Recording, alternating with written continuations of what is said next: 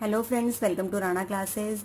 आज से हम क्लास 10th में केमिस्ट्री स्टार्ट करने जा रहे हैं। फिजिक्स में इलेक्ट्रिसिटी चैप्टर हम पढ़ चुके हैं। जिस किसी ने भी वो वीडियोस नहीं देखी हैं वो जाके प्लेलिस्ट में जाके चेक कर सकता है। तो केमिस्ट्री का जो फर्स्ट चैप्टर है वो है हमारा केमिकल रिएक्शंस एंड इक्वेशंस। इससे रिलेटेड एक चैप्टर आप क्लास 9th में भी पढ़ चुके हैं जिसमें आपने physical changes and chemical changes के बारे में पढ़ा था। ठीक है, तो आपने अपने डेली लाइफ में देखा होगा कि समर डेज में अगर आप मिल्क को काफ़ी देर तक 2-3 घंटे तक बाहर छोड़ दो, उसका टेस्ट चेंज हो जाता है, इसमें से स्मेल आने लग जाती है। ऐसे ही आप खाने को थोड़ी देर बाहर छोड़ दो गर्मियों में, तो उसमें से भी टेस्ट चेंज हो जाता है और स्मेल भी आने लग जाती है। और इसी तरीके से आप अगर बात करें कि जो हमारा डाइजेशन सिस्टम होता है, हम खाना खाते हैं, हमारा खाना डाइजेस्ट हो जाता है, तो कुछ देर बाद जब खाना डाइजेस्ट हो जाता है तो वो भी एक तरीके की क्या होती है, केमिकल रिएक्शन होती है। क्योंकि जब हम खाना खाते हैं तो डाइजेस्ट होने में बहुत सारी रिएक्शंस होती है अंदर स्टमक के अंदर, जिस वजह से हमारा खाना डाइजेस्ट होता है, तो वो भी एक तरीके की केमिकल रिएक्शन है। तो जो भी लाइफ प्रोसेसेस हमारे चारों ओर डेली लाइफ में हो रहे हैं उनमें कहीं ना कहीं केमिकल रिएक्शंस हो रही हैं। ठीक है, अब हमारे पास चेंजेस दो टाइप के होते हैं, एक तो फिजिकल चेंज और एक केमिकल चेंज। जब भी किसी चीज में हम कब कहेंगे कि केमिकल रिएक्शन हो रहा है, तो केमिकल रिएक्शन कब होता है, whenever a chemical change occur we see that a chemical reaction takes place.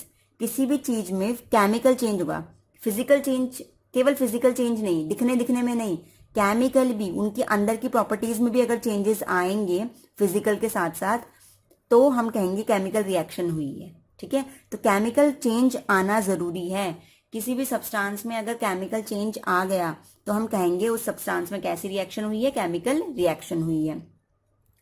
तो अब केमिकल रिएक्शन हम पता कैसे लगाएं कि कब कब होती है, तो केमिकल रिएक्शन जानने के लिए हम क्या करेंगे, to determine whether a chemical reaction has takes place. मतलब हमें पता लगाना है कि कब कब केमिकल रिएक्शंस हो सकती हैं। देखो, केमिकल रिएक्शन कब कब हो सकती हैं, जब किसी भी जो भी हमारा सब्सटेंस होगा उसकी स्टेट में चेंज आ जाए। अब स्टेट से मतलब हमारा क्या होता है, स्टेट्स क्या हो सकता है, या तो सॉलिड हो सकता है सब्सटेंस, या फिर सब्सटेंस कैसा हो सकता है, लिक्विड हो सकता है, या फिर सब्सटेंस कैसा हो सकता है, गैस हो सकता है। अगर वो सॉलिड से लिक्विड बन जाए या फिर लिक्विड से गैस बन जाए, मतलब उसकी इनर्ट प्रॉपर्टी में केमिकल चेंजेस आ रहे हैं, तब हम कहेंगे कि उसके अंदर केमिकल रिएक्शन हुई है। जैसे हम क्या लेते हैं, हमारे पास आइस होती है, आइस को हम समर में बाहर रख दें या विंटर में भी बाहर रख दें तो इजीली वो किस में डिकम्पोज हो जाती है, लिक्विड में डिकम्पोज हो जाती है। ठीक है, वाटर बना देती है। तो उसकी प्रॉपर्टीज में, इनर्ट प्रॉपर्टीज में चेंज आया ना, क्योंकि सॉलिड की प्रॉपर्टीज डिफरेंट होती हैं और लिक्विड की डिफरेंट होती हैं। तो वो सॉलिड से कन्वर्ट हो गया लिक्विड में, दैट मीन्स उसकी अंदर की प्रॉपर्टीज में, मतलब उसके अंदर केमिकल चेंजेस आ गए। दैट मीन्स एक ऐसी रिएक्शन है, एक केमिकल रिएक्शन है। ठीक है, तो कोई भी चीज लिक्विड से अगर गैस बन गई, ठीक है, तो हमारे पास कैसी रिएक्शन होगी, केमिकल रिएक्शन। दैट मीन्स अगर किसी भी सब्सटेंस में स्टेट में चेंजेस आते हैं तो वो रिएक्शन हमारी क्या कहलाएगी, केमिकल रिएक्शन कहलाएगी। वाटर को हम बॉईल करने रख दें, उसके बाद थोड़ी देर बाद हम देखते हैं कि क्या हो जाता है, वो वेपर्स में कन्वर्ट होने लग जाता है। तो लिक्विड से किस में कन्वर्ट हो रहा है, गैस में, तो वो भी कैसी रिएक्शन हो गई, केमिकल रिएक्शन। सेकेंड हमारा आया चेंज इन कलर। अगर किसी सब्सटेंस के कलर में चेंज आ जाता है तो वो भी किस में आएगा, केमिकल रिएक्शन में आएगा। ठीक है, जैसे हमने क्या करा, एप्पल को बाहर रख दिया कट करके, तो हम देखते हैं कि एप्पल की जो सरफेस होती है उसमें ब्राउनिश सा, ब्लैकिश सा कलर आ जाता है। वो क्यों आता है, क्योंकि ऑक्सीजन से, बाहर की एयर से वो रिएक्ट करता है और एप्पल के अंदर क्या होता है, आयरन होता है। ठीक है, एप्पल को अगर हम थोड़ी देर बाहर रख दें तो एप्पल के अंदर क्या होता है, हमारे पास आयरन होता है, और वो आयरन ऑक्सीजन के साथ रिएक्शन करता है। ऑक्सीजन किसमें होती है हमारे पास, एयर में, एयर से रिएक्शन करके, ऑक्सीजन से रिएक्शन करके आयरन ऑक्साइड बना लेता है। और आयरन ऑक्साइड का जो कलर होता है वो हमारे पास क्या होता है, ब्लैकिश सा, ब्राउनिश सा कलर होता है। तो चेंज इन कलर आ गया ना, अब कलर में चेंज आया, दैट मीन्स कैसी रिएक्शन हो गई, केमिकल रिएक्शन हो गई। एवेल्युएशन ऑफ गैस, अगर किसी भी सब्सटेंस में एवेल्युएशन ऑफ गैस होने लग जाए तो भी हम कहेंगे केमिकल रिएक्शन हो रही है। अब ऐसा कब होता है, एग्जाम्पल आप खुद ही सोचिए, आपकी डेली लाइफ में ऐसी बहुत सारी चीजें होती हैं जिससे इस टाइप की चीजें होती हैं। एवेल्युएशन ऑफ गैस अगर हम बात करें तो जैसे हम बात करते हैं लाइमस्टोन की। ठीक है, लाइमस्टोन मतलब चूना। चूने में जब हम पानी मिलाते हैं, ठीक है, हम वाटर ऐड करते हैं, आपने देखा होगा जब व्हाइट वॉशिंग घर में होती है, ठीक है, तो उस टाइम पे जब हम चूने में पानी मिलाते हैं तो कभी भी हम उसमें हाथ नहीं डालते हैं, बिकॉज एक तो उसमें टेम्परेचर चेंज हो जाता है, ठीक है, वो काफी गर्म हो जाता है, और उसमें से क्या होती है, गैस निकलती है, ठीक है, कार्बन डाइऑक्साइड निकलती है, उसमें से CO2 निकलती है, गैस बाहर निकलती है। तो एवेल्युएशन ऑफ गैस हो रहा है। तो एवेल्युएशन ऑफ गैस किसी भी सब्सटेंस में होने लग जाए, दैट मीन्स केमिकल रिएक्शन हो रही है। तो ये सारी चीजें वो हैं जिससे हमें पता चलता है कि केमिकल रिएक्शन हो रही है। तो चूने में पानी मिलाने पर एवेल्युएशन ऑफ गैस होता है, तो वो आ गई केमिकल रिएक्शन के अंदर। ऐसे ही जब चूने में हम पानी मिलाते हैं तो टेम्परेचर भी चेंज हो जाता है, वो बहुत ही गर्म हो जाता है, तो जिसको हम छू नहीं सकते, हमारा हाथ जल सकता है। तो टेम्परेचर में भी चेंज आता है, दैट मीन्स क्या हो रही है, केमिकल रिएक्शंस हो रही हैं। तो ये सारी पॉइंट्स वो हैं जिनसे हम इजीली पता लगा सकते हैं कि हमारे चारों ओर किन किन चीजों में केमिकल रिएक्शंस हो रही हैं, ठीक है। अब फॉर एग्जाम्पल हम क्या लेते हैं, मैग्नीशियम रिबन लेते हैं, ठीक है। मैग्नीशियम हमने रिबन लिया, उसे हमने बर्न किया, फ्लेम से बर्न किया, तो वो क्या हो जाता है, जब भी हमें पता है कोई भी चीज हम बर्न करते हैं, हम पेपर भी बर्न करते हैं, तो पेपर बर्न करने से भी क्या होता है, वो ऐश में कन्वर्ट हो जाता है, ठीक है, राख बन जाती है उसकी।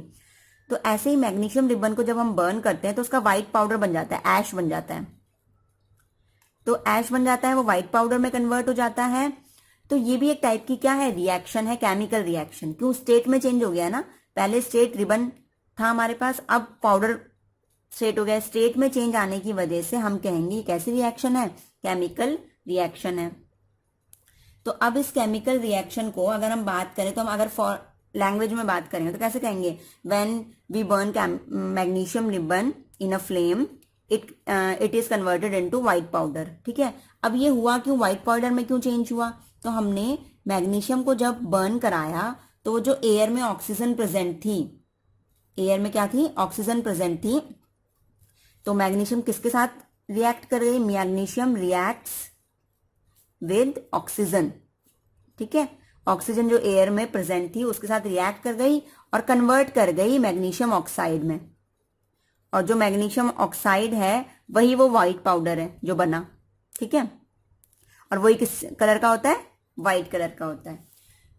तो अगर हम बात करेंगे, किसी को हम बताएंगे तो हम इस तरीके से बताएंगे, मैग्नीशियम रिएक्ट्स विद ऑक्सीजन और कन्वर्ट इनटू मैग्नीशियम ऑक्साइड, ये हो गया। लेकिन ये बहुत लंबा प्रोसेस हो गया इस तरीके से बताने के लिए, तो हम क्या करते हैं, इनको वर्ड्स में लिखते हैं फिर।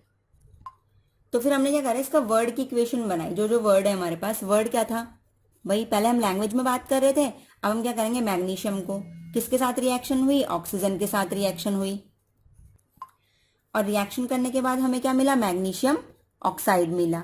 तो ये तो हो गई वर्ड्स की बात है कि हमने वर्ड्स में अब बात करी, पहले काफी लंबा था इसलिए हमने इनको वर्ड्स में लिख दिया। मैग्नीशियम ने ऑक्सीजन के साथ रिएक्शन करी, मैग्नीशियम ऑक्साइड मिल गया।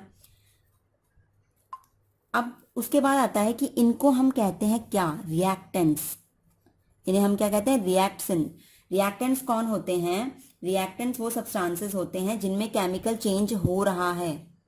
भाई मैग्नीशियम और ऑक्सीजन दोनों में केमिकल चेंजेस हो रहे हैं, और केमिकल चेंज होने के बाद जो नया सब्सटेंस बनता है, that substance is known as product, ठीक है। जैसे हम नींबू पानी बनाते हैं, हमने क्या करा, पानी में नींबू डाला, पानी का टेस्ट चेंज हो गया, पानी में नींबू डाला तो नींबू और पानी मिल गए, और उसके बाद चीनी डाली, नमक डाला, तो क्या बन गया, नींबू पानी। तो जो नींबू पानी बना दैट इज प्रोडक्ट, और जिन सबको हमने मिलाया ना, नींबू, नमक, चीनी, पानी, वो सब हमारे क्या हो गए, रिएक्टेंट्स, ठीक है। रिएक्टेंट्स जिनमें हम केमिकल रिएक्शन करा रहे हैं, जिनमें केमिकल चेंज हो रहा है, दैट इज रिएक्टेंट्स। और जो हमें केमिकल चेंज होने के बाद जो फाइनल जो रिजल्ट मिला, दैट इज प्रोडक्ट। तो अब डेफिनेशन कैसे लिखेंगे इसकी, तो एग्जाम में हम डेफिनेशन कैसे लिखेंगे कि अगर आ गया, व्हाट आर रिएक्टेंट्स, रिएक्टेंट्स क्या होते हैं, the substance that undergo chemical changes, जिन सब्सटेंस में केमिकल चेंजेस हो रहे हैं, दो substances are known as reactants. Product की definition, the new substance form during reaction, reaction करते समय जो नया सब्सटेंस हमारे पास बनेगा, that new substance is known as product. तो आप साथ साथ में मेरे साथ साथ नोट्स बना सकते हैं, कॉपी पेन लेके इजीली आप नोट्स बना सकते हैं, जिससे आपको एग्जाम टाइम पे कोई भी प्रॉब्लम ना हो। आपको केवल अपने नोट्स पढ़ने पड़े, क्योंकि यहाँ पे मैं इतना सफिशिएंट मैटर आपको दे दूंगी कि आपको कुछ और पढ़ने की जरूरत नहीं पड़ेगी। पूरे प्रॉपर नोट्स आपको मिलेंगे, और प्रॉपर आपको न्यूमेरिकल्स और जितने भी बोर्ड में एग्जाम्स में क्वेश्चंस आए हुए हैं सब आपको मिलेंगे। तो अगर आपको वीडियो पसंद आ रही है तो लाइक, शेयर और कमेंट करें, और चैनल को सब्सक्राइब जरूर करें। अब आगे हम पढ़ते हैं कि केमिकल इक्वेशन क्या होती है। तो केमिकल इक्वेशन की अगर हम बात करें तो केमिकल इक्वेशन और कुछ नहीं, केवल क्या होता है, केमिकल जो रिएक्शन हो रही है उसका रिप्रेजेंटेशन। जैसे हमने यहाँ पे केमिकल रिएक्शन को रिप्रेजेंट किया ना, तो ये भी एक तरीके की केमिकल इक्वेशन है, बट ये वर्ड्स में है बस। ठीक है, ये वर्ड इक्वेशन इसलिए कहते हैं क्योंकि ये वर्ड्स में है। अब अगर इन्हीं के अगर हम फॉर्मूला लिख दें, ठीक है, तो वो भी एक केमिकल इक्वेशन हो गई। तो केमिकल इक्वेशन क्या है कि chemical equation representation of chemical reaction है। केमिकल रिएक्शन जो भी हो रही है उसे एक रिप्रेजेंट करो। कैसे आप रिप्रेजेंट करोगे? वर्ड्स में भी रिप्रेजेंट कर सकते हैं, फॉर्मूले में भी रिप्रेजेंट कर सकते हैं हम। तो वो क्या बन जाएगी, हमारी केमिकल इक्वेशन बन जाएगी। तो केमिकल इक्वेशन को हम क्या लिखेंगे? It is the representation of chemical reaction in shorter form. Shorter form में केमिकल रिएक्शन का क्या होता है? ये रिप्रेजेंटेशन होता है। अब हम क्या करेंगे, जो हमने यहाँ पे वर्ड्स में लिखा था, अब हम इनको किस में कन्वर्ट कर देंगे? फॉर्मूला में, जिससे ये और शॉर्टर हो जाए। ठीक है, तो हमारे पास क्या था? मैग्नीशियम, उसमें हमने ऑक्सीजन हमने रिएक्ट कराया था और क्या मिल गया था? मैग्नीशियम ऑक्साइड मिल गया था। तो Mg लिख दिया मैग्नीशियम को, ऑक्सीजन क्या होता है? O2, मैग्नीशियम ऑक्साइड क्या होता है? MgO। तो ये और भी शॉर्टर हो गई। तो इसी को हम यूज करते हैं क्योंकि बिल्कुल शॉर्टेस्ट फॉर्म होती है to represent a chemical equation. तो अब उसके बाद हम क्या करेंगे? बैलेंस्ड केमिकल इक्वेशन पढ़ेंगे। तो बैलेंस केमिकल इक्वेशन क्या होता है? अब आपने 9th क्लास में law of conservation of mass तो पढ़ा ही होगा।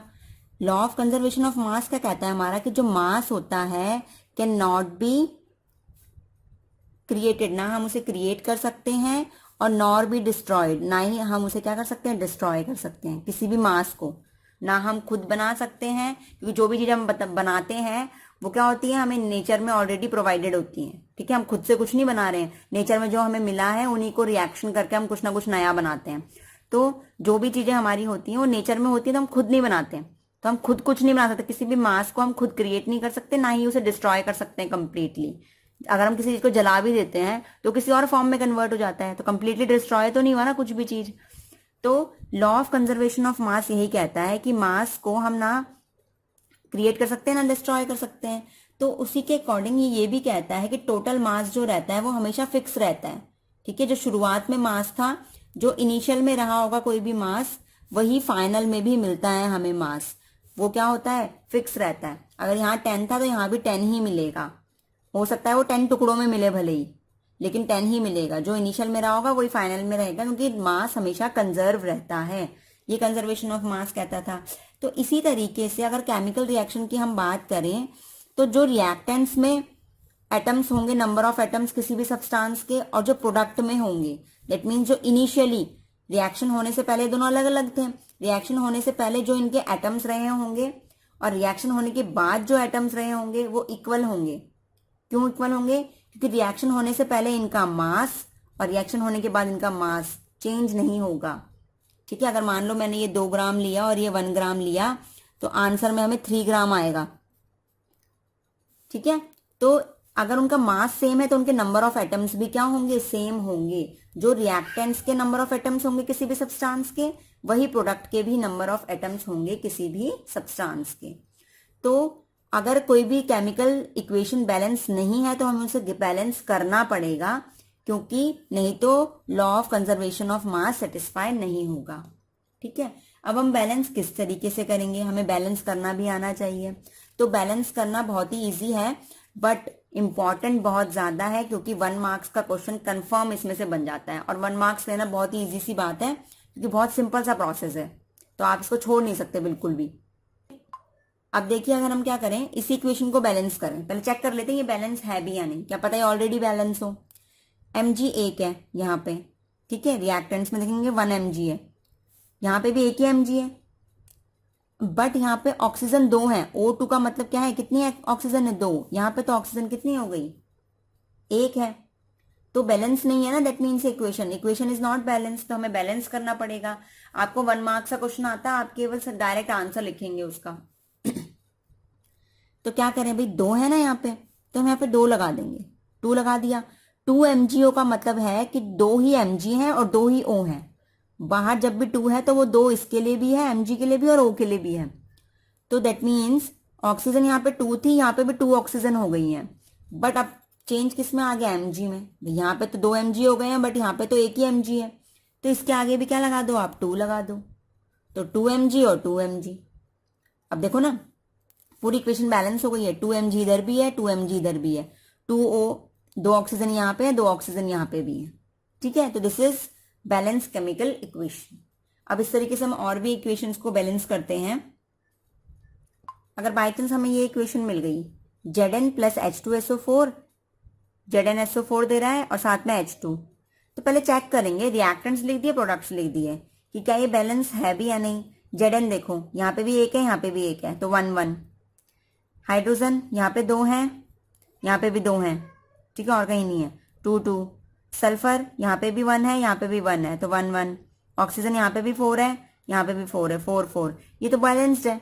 अब ये बैलेंस क्यों थी, क्योंकि कोई भी ऐसा हमें एटम नहीं मिला, ऐसा सब्सटेंस नहीं मिला जो डिफर कर रहा हो, यहाँ पे कुछ और हो, यहाँ पे कुछ और हो, तो ऑलरेडी बैलेंस्ड है, तो बैलेंस करने की जरूरत ही नहीं है। अब इसे चेक कर लेते हैं। तो सबसे पहले हमने क्या लिखा, आयरन, Fe हमारे पास हो गया, यहाँ लिख देते हैं रिएक्टेंट्स, यहाँ लिख देते हैं प्रोडक्ट्स। तो Fe हमारे पास यहाँ पे 1 है, और यहाँ पे कितने हैं Fe, 3, ये 3 नीचे है, मतलब 3 Fe है हमारे पास। उसके बाद हाइड्रोजन देखते हैं हम, हाइड्रोजन यहाँ पे 2 है, और यहाँ पे कितने हैं, 2, तो हाइड्रोजन बैलेंस है। फिर ऑक्सीजन देखते हैं, ऑक्सीजन यहाँ पे 1 है, और यहाँ पे ऑक्सीजन कितने हैं, 4, ठीक है। दैट मीन्स ये जो रिएक्शन है, that reaction is not balanced, क्योंकि सारे के सारे बैलेंस नहीं है।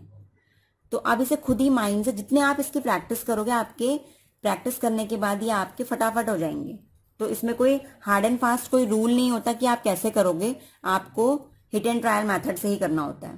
तो आप कैसे करेंगे, अब यहाँ पे देखिए, अब आप यहाँ पे सोचें कि ये 3 है, यहाँ पे 3 बना देता हूँ, 3Fe 3Fe, Fe बैलेंस हो गए हमारे, यहाँ से हमने 3 से मल्टीप्लाई किया, तो ये भी 3, ये भी 3, Fe बैलेंस हो गए। उसके बाद हाइड्रोजन तो ऑलरेडी बैलेंस है। अब ऑक्सीजन बनाना है आपको, ऑक्सीजन यहाँ पे 4 है, तो हमारे पास और कोई चारा नहीं है, यहाँ पे 4 ही लगाना पड़ेगा ना। अगर हम यहाँ पे 4 से मल्टीप्लाई करें तो ये भी 4 और ये भी 4, तो ऑक्सीजन बैलेंस हो गई। बट ऑक्सीजन बैलेंस करने की वजह से हमारा हाइड्रोजन अनबैलेंस हो गया। हाइड्रोजन यहाँ पे, क्योंकि यहाँ पे 4 2 8, इस तरीके से ध्यान देना, ये 4 है, ये 2 है, तो 4 2 8 हो गए हैं, ये मल्टीप्लाई होते हैं, ठीक है। तो ऑक्सीजन तो यहाँ पे 4 हो गई, यहाँ पे भी 4, ऑक्सीजन बैलेंस हो गई, बट यहाँ पे हाइड्रोजन में रिएक्टेंट्स में वो कितने हो गए, 4 2 8 हो गए, और यहाँ पे कितने प्रोडक्ट में 2 ही हैं, तो हम क्या करेंगे, यहाँ पे भी 4 लगा सकते हैं इजीली, तो 4 2 कितना हो गया, 8। तो अब सब balance, 3Fe 3Fe, 8 hydrogen, oxygen 4 और ऑक्सीजन 4, तो सब कुछ बैलेंस हो गए हैं, ठीक है। तो ये हो गया अनदर एग्जाम्पल। अब हम नेक्स्ट एक और एग्जाम्पल करते हैं। नेक्स्ट एग्जाम्पल, अगर हम हाइड्रोजन और ऑक्सीजन को ट्रीट कराएं, रिएक्ट कराएं, तो वाटर मिलता है हमें, ठीक है। अब इसको बैलेंस करना है, तो आप, ये हाइड्रोजन हो गया, ये ऑक्सीजन हो गया, ये रिएक्टेंट्स हो गए, ये प्रोडक्ट हो गए। हाइड्रोजन 2 है रिएक्टेंट में, यहाँ पे भी 2 है, ऑक्सीजन यहाँ पे 2 है, बट यहाँ पे 1 है। तो हम सबसे पहले ऑक्सीजन की तरफ जाएंगे, इसको बैलेंस करेंगे। यहाँ पे 2 है, यहाँ पे 1 है, तो हम क्या कर देंगे, यहाँ पे 2 से मल्टीप्लाई, तो कितने हो गए ये ऑक्सीजन 2, तो हमने यहाँ पे 2 से मल्टीप्लाई किया, ऑक्सीजन 2 एंड दिस इज 2, तो बैलेंस हो गए। बट यहाँ पे प्रोडक्ट में हाइड्रोजन 4 हो गए, यहाँ पे 2 से मल्टीप्लाई हुई थी ना, तो 4 हो गए। तो यहाँ पे भी अगर हम 2 से मल्टीप्लाई कर दें, ठीक है, तो ये 4 हो जाएंगे। तो 2 2 4, हाइड्रोजन 4, ऑक्सीजन 2, और यहाँ पे भी ऑक्सीजन 2, तो हमारे पास क्या हो गई, ये इक्वेशन बैलेंस हो गई है। तो आज की वीडियो हम यहीं तक रखते हैं। नेक्स्ट वीडियो में हम आगे कंटिन्यू करेंगे।